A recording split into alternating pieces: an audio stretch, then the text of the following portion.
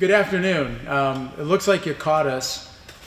We're getting ready for a lunch here today, and we're doing our Wednesday night recap, and it has to do with, of course, toxic people. Boy, this smells really good. I wish you could be here. I wish you could be here. And I guess I know what you're going to have. This is Chick-fil-A, in case you can't see it. Looking at all the different views there. Sriracha sauce. And well, we were talking about the discussion last night, and again, we don't want to focus just on the issue of when to walk away or toxic people. I think we know now we need to move away from toxic people. But the issue that Gary Thomas kept bringing up was on labels. Okay. And in our culture, I think we've been taught that they're trying to convince us that labels are bad things, they're evil things, and we should never label people. But we do it all the time. We how about a different word? Assess. We assess things. And so as we were talking about this and we were getting ready to film this session, I started thinking about Chick-fil-A, and man, that's a label. I mean, that is a good label. You know you're going to get good food at a good price.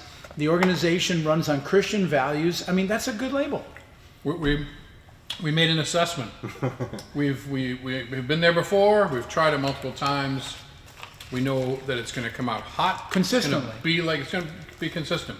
There's a reason the line is wrapped around the building consistently. Yeah, gosh, huh? Yeah. So true. Crazy.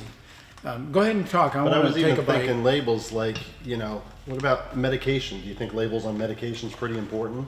100%. We do that all the time. We base everything off of labels. Road closed up ahead, Important. We don't ignore it, absolutely. And even like, we're eating food. If you had some type of a peanut allergy, it's kind of important to know what a label is so you can make an assessment of what to do next. Or even this time of year.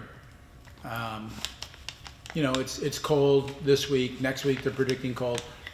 If you saw a sign on a small pond that said thin ice, that label is there for a reason. Mm-hmm. And so it is to help you. It's to protect you. Yeah. And so, I think sometimes as Christians we feel bad labeling someone as being toxic. But if they really are toxic, we need to see that sign, that label. We make that assessment, and then we need to move away. We simply need to get away. It's not worth confronting them because they're going to be in denial. They're going to get defensive.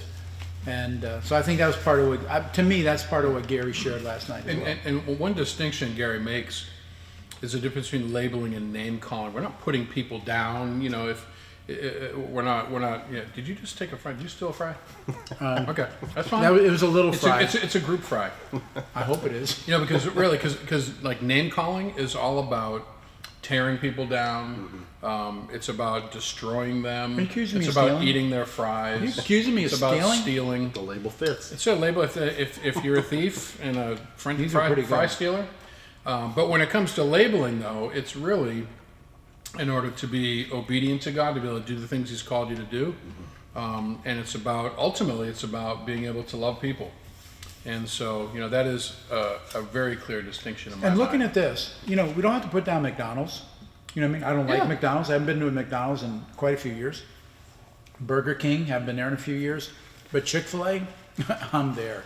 Okay? I mean, it's a no-brainer. And also Jesus used labels. Yeah, true. And we were discussing that earlier. Is that why do you think he did that? And I feel like it was for the companions that he had, so they could make an assessment, that they could discern when they're faced with similar situations. And what were the labels Gary came up with last night? He said Herod? Herod was a fox. Oh yeah.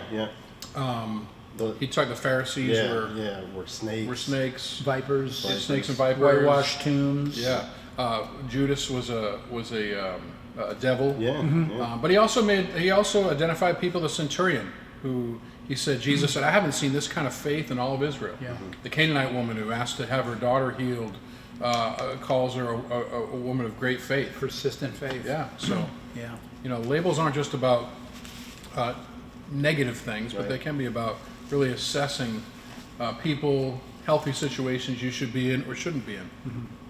No, they have a purpose, and that's why I don't think we need to we don't need to apologize or feel bad. People are who they are, But I do know, I want to kind of wrap this time up together. We need to, I think you always have to have the caution, and Gary Thomas is very good about this, of remembering that toxic people are always difficult, but difficult people are not always toxic.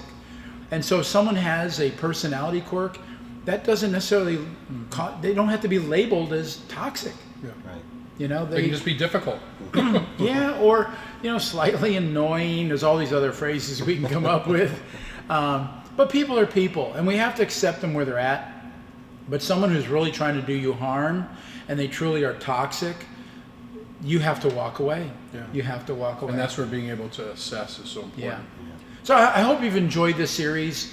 This is a recap of week 5. There is yet one more Wednesday night.